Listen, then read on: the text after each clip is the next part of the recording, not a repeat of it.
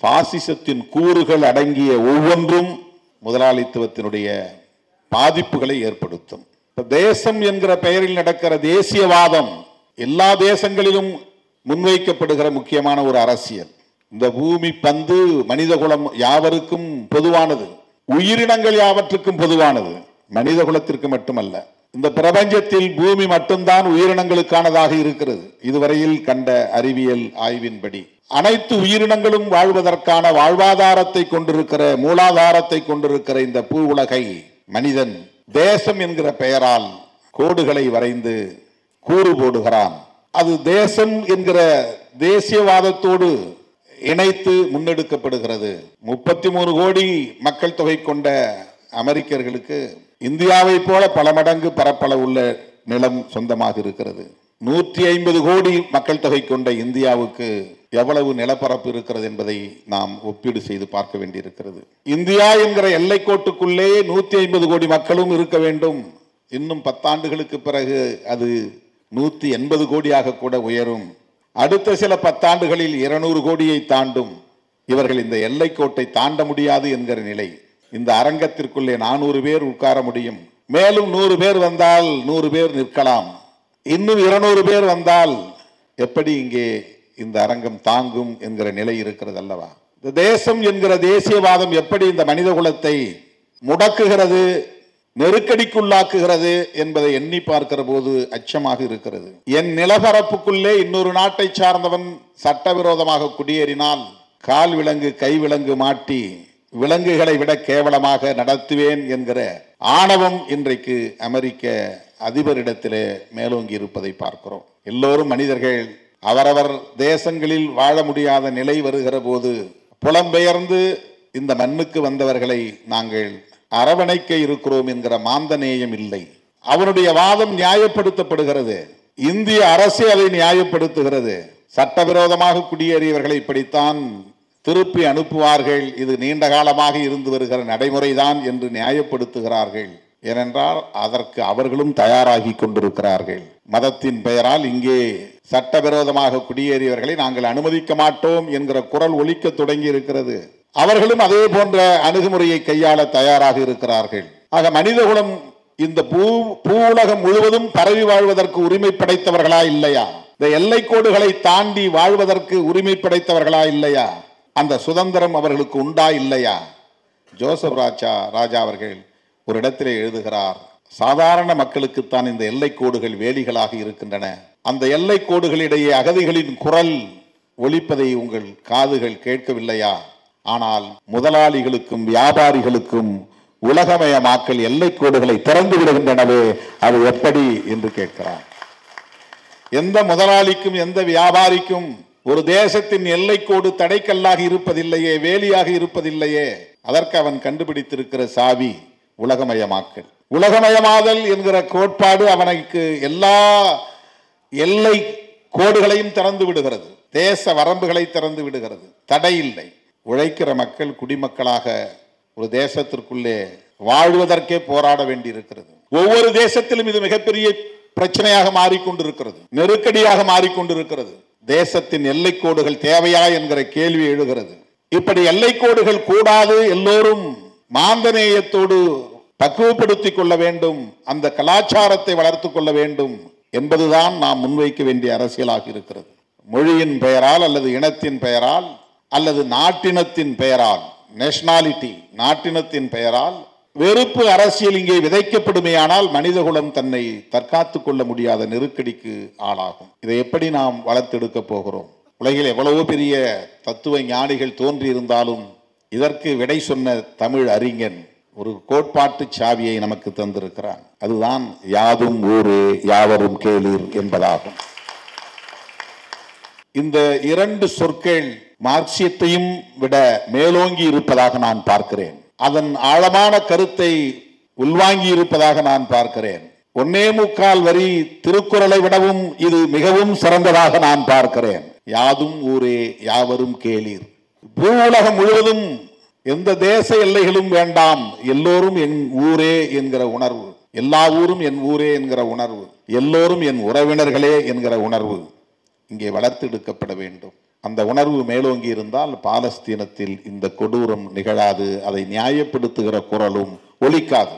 இதுதானே ஈழத்திலும் அங்கே சகோதரத்துவம் இருந்தால் ஏன் தனி ஈழம் என்கிற கேள்வி, அந்த விடை, அந்த கோரிக்கை எழுகிறது.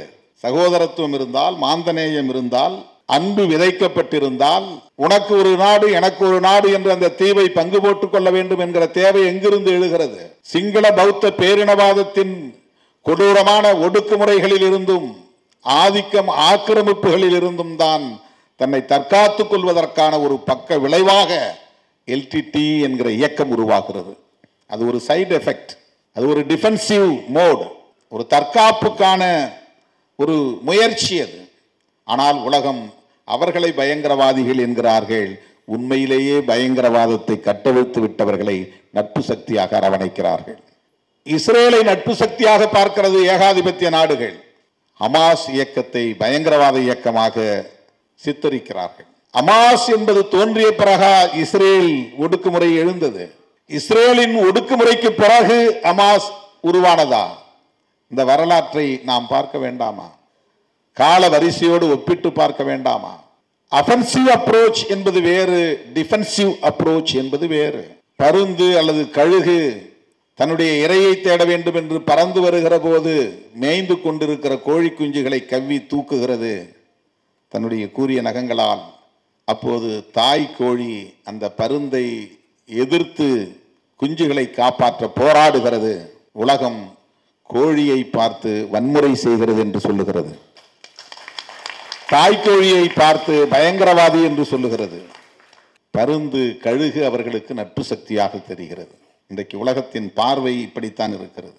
சிறுபான்மையினர் இங்கே தங்களை தற்காத்துக் கொள்வதற்கு முன்னெடுக்கக்கூடிய முயற்சிகளை பயங்கரவாதம் என்று சித்தரிக்கிறார்கள். சாதி அடிப்படையில் காலம் காலமாக ஒடுக்கப்பட்டவர்கள் தங்களை விடுவித்துக் கொள்ள வேண்டும் என்று மேற்கொள்ளுகிற சிறிய சிறிய முயற்சிகளை சாதியின் பெயரால் இவர்கள் இங்கே வன்மத்தை பரப்புகிறார்கள் என்று முத்திரை குத்த பார்க்கிறார்கள். இல்லை என்றால் இவர்களே குடிசையை கொளுத்தி கொண்டு மற்றவர்கள் மீது பழி போடுகிறார்கள் என்று பாதிக்கப்பட்டவர்கள் மீதே பழி போடுகிற நிலை.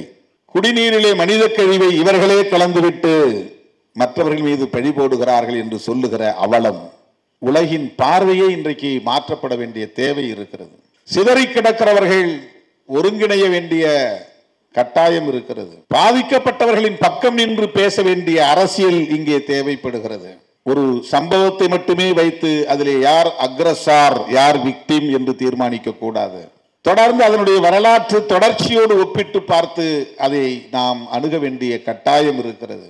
இந்த பார்வையை சொல்லித் தருவதற்கான அரசியல் தான் மார்க்சியம் என்பதாகும். பாதிக்கப்பட்டோரின் பக்கம் நின்று அவர்களுக்காக பேசுவது என்பதுதான் மார்க்சியம். அதை உள்வாங்கிய ஒரு தோழர் என்பதால் தான் ஜோசப் ராஜா இங்கே பக்கம் பக்கமாக கண்ணீரை வெடித்திருக்கிறார், இரத்த கண்ணீரை வெடித்திருக்கிறார், கேள்விகளை அடுக்கடுக்காக எழுப்பி இருக்கிறார். தோழர்களே, பிறப்பு சான்றிதழ் என்ற ஒரு கவிதையை அவரே மேற்கோள் காட்டினார். அதை படித்தால் யாரும் கண்கலங்காமல் இருக்க முடியாது என்று. அந்த யுத்த சூழலிலும் கூட ஒரு தம்பதிக்கு 2 குழந்தைகள் பிறக்கின்றன. அந்த பிள்ளைகளுக்கு பிறப்பு சான்றிதழ் வாங்குவதற்காக தந்தை செல்கிறான். பிறப்பு சான்றிதழை வாங்கி கொண்டு அவன் திரும்புகிற போது அவனுக்கு ஒரு அழைப்பு வருகிறது. அந்த அழைப்பை யார் செய்தானோ அவனால் என்ன நடந்தது என்று சொல்ல முடியவில்லை என்று அந்த துயரத்தை பதிவு செய்து கொண்டே வருகிற போது அவன் பிறப்பு சான்றிதழோடு வருகிறான். வீட்டுக்கு வந்து பார்த்தால் வீடு இருந்த இடம் தெரியவில்லை, தரைமட்டமாகிவிட்டது. வீடு தரைமட்டமாகிவிட்டால் அங்கே இருந்த மனைவி பிள்ளைகள் என்ன ஆனார்கள்? புகையாகி போனார்கள். அப்போது அவன் மனம் எப்படி பதைத்திருக்கும் என்பதை பதைப்போடு பதிவு செய்திருக்கிறார் ஜோசப் ராஜா. அதுதான் அந்த கவிதை. காட்டு மிராண்டிகளால் சுடுகாடாக மாற்றப்பட்டு கொண்டிருக்கும் காசாவில் வசித்துக் கொண்டிருக்கும் அபு அல் ஹுசாமிற்கு அல்லாவின் கிருபையால் இரட்டை குழந்தை பிறக்கிறது. அந்த துயரத்திலும் அப்படி ஒரு மகிழ்ச்சி நிறைத்துக் கொள்கிறது அந்த வீட்டை. ஓயாத குண்டு சத்தங்களுக்கு இடையில் அந்த குழந்தைகளின் அழுகை இசையாய் இசையாய் இசையாகவே இசைத்து கொண்டிருக்கிறது. அந்த பிஞ்சு குழந்தைகளை கொஞ்சுகிறாள் தாய், கொஞ்சுகிறான் தகப்பன், கொஞ்சுகிறாள் பாட்டி. குழந்தைகள் கொஞ்சப்பட வேண்டியவர்கள் என்பது ஒரு முட்டாளுக்கும் கூட தெரியும் என்று தான் நினைத்திருந்தேன். 4 நாட்கள் கழித்து குழந்தைகளின் பிறப்பு சான்றிதழை வாங்குவதற்காக அரசு அலுவலகம் செல்கிறான் அபு அல் குசாம். பிறப்பு சான்றிதழை மகிழ்ச்சியோடு வாங்கியவனுக்கு பக்கத்து வீட்டுக்காரரிடமிருந்து அழைப்பு வருகிறது. சொல்ல முடியாமல் தவிக்கிறார் அழைத்தவர். கேட்க முடியாமல் துடித்தவன் பிறப்பு சான்றிதழோடு விரைகிறான். அவனால் நம்ப முடியவில்லை.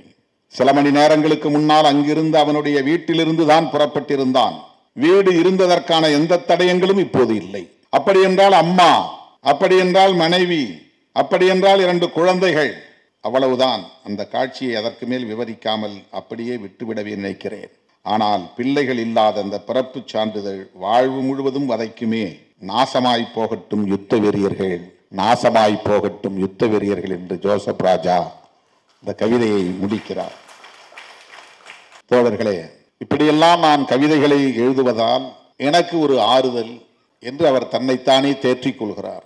ஆனால் அது தீர்வு அல்ல, அது அவருக்கும் தெரியும். அவர் என்ன உணர்வை பெற்றிருக்கிறாரோ அந்த உணர்வு நமக்குள்ளும் முகிழ்க்க வேண்டும், துளிர்விட வேண்டும் என்று அவர் விரும்புகிறார்.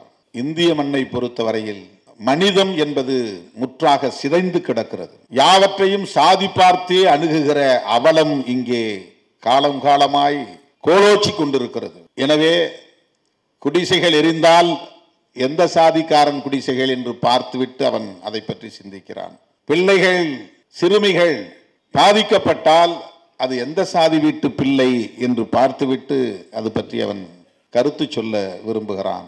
இப்படிப்பட்ட இந்த சமூக கட்டமைப்பில் இவற்றையெல்லாம் தாண்டி மாந்தநேயத்தோடு நாம் இதை அணுக வேண்டும் என்கிற உணர்வு ஜோசப் ராஜா போன்ற இளைஞர்களின் உள்ளத்திலே துளிர்விட்டிருக்கிறது என்றால் அது அவர் உள்வாங்கிய அரசியல்தான், மார்க்சிய அரசியல்தான் என்பதை நம்மால் உறுதிப்படுத்த முடிகிறது. அந்த அரசியல் இங்கே வலுப்பெற வேண்டும், செழுமை பெற வேண்டும். அதற்கு நாம் அனைவரும் ஒருங்கிணைந்து களவாடுவோம் என்று சொல்லி வாய்ப்புக்கு நன்றி கூறி, கவிஞரை பாராட்டி வாழ்த்தி வாய்ப்புக்கு நன்றி கூறி முடிக்கிறேன். நன்றி, வணக்கம். இந்த வீடியோ உங்களுக்கு பிடிச்சிருந்தா லைக் பண்ணுங்க, ஷேர் பண்ணுங்க, கமெண்ட் பண்ணுங்க. மறக்காம OH தமிழ் சேனலுக்கு சப்ஸ்கிரைப் பண்ணுங்க.